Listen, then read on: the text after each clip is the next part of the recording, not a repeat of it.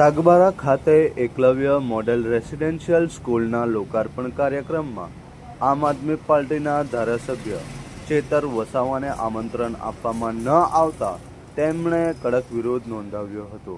ચાલુ કાર્યક્રમ દરમિયાન તેમણે કલેક્ટર સહિત હાજર તમામ અધિકારીઓને આકરી રીતે ખખડાવ્યા હતા। ચેતર વસાવાએ આક્ષેપ કરતા જણાવ્યું હતું કે કલેક્ટરને અમારાથી શું તકલીફ છે? મને આમંત્રણ ના આપવું એ માત્ર મારું નહીં પરંતુ મારી જનતાનું અપમાન છે। અમે જનતા દ્વારા ચૂંટાયેલા ધારાસભ્ય છીએ, તેમ છતાં અમારો અવાજ દબાવવાની કોશિશ કરવામાં આવી રહી છે।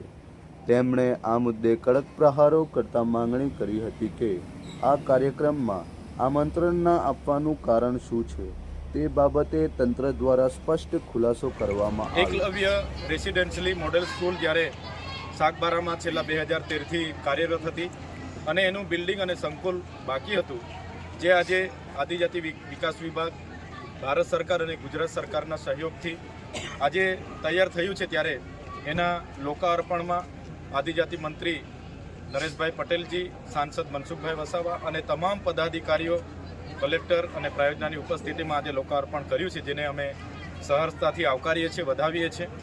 અને આ સંકુલમાં આદિવાસી સમાજના દીકરા દીકરીઓ ખૂબ સારું ભણે, આગળ વધે અને પોતાની કારકિર્દી ઉજળી બનાવે એવી અમે સૌને શુભકામનાઓ પણ આપી છે। સાથે અહીંના સ્ટાફ, એમના આચાર્યશ્રીને પણ અમે કીધું છે। સ્થાનિક અમે ધારાસભ્ય છે અને ધારાસભ્ય તરીકે જ્યારે પણ અમારી જરૂર હશે, નાની મોટી વાતો અમે જે પણ કંઈ હશે અમારી ગ્રાન્ટમાંથી સરકારશ્રીને ધ્યાન પર દોરી અને વહેલી તકે પૂર્ણ થાય એ બાબતે ચર્ચા થઈ છે।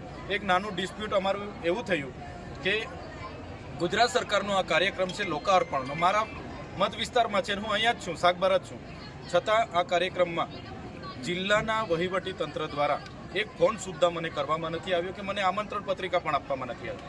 ત્યારે એક લોકોના ચૂંટાયેલા પ્રતિનિધિ તરીકે મારા મત વિસ્તારમાં સરકારનો આટલો મોટો કાર્યક્રમ થતો હોય અને મારી અવગણના કરવામાં આવે, એ મારી અવગણના નથી, પણ એ મને જે લોકોએ ચૂંટીને ધારાસભ્ય બનાવ્યો છે એ લોકોની અવગણના છે।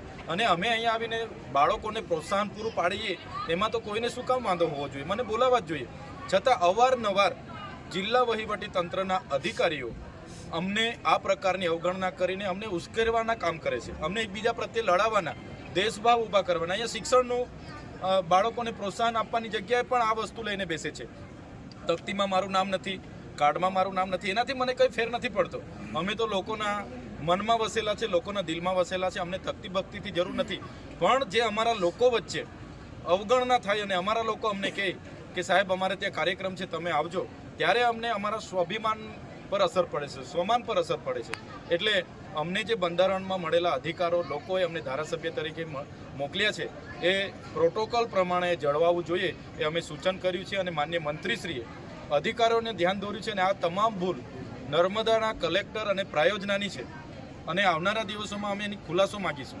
અને આ જ પ્રકારની ભૂલો વારે ઘડે કરતા રહેશે તો અમે કોઈ અમારા સ્વાભિમાન પર આવશે ત્યારે અમે સહન કરવા નથી। એમના પ્રોટોકોલ વિભાગમાં પણ હું ગુજરાત સરકારમાં લખું છું, આના ખુલાસા ત્યાંથી પણ હું માગીશ।